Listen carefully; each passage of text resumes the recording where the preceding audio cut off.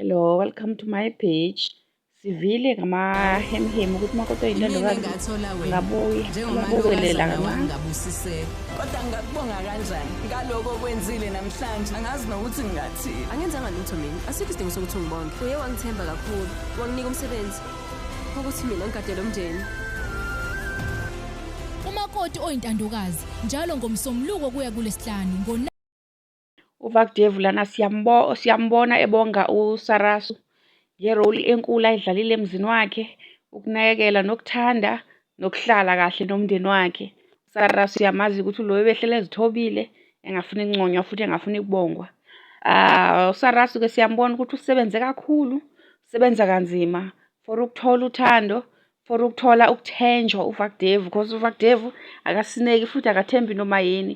uVakdevu akancambazi. Kodwa nangu siyambona encoma uSarasu. Siyabonga Sarasu, usebenzile. Cela uphinde ulandele for more updates. Silandele aza abuye umakoti oyintandokazi. Ngicela usubscribe e-channel sibone.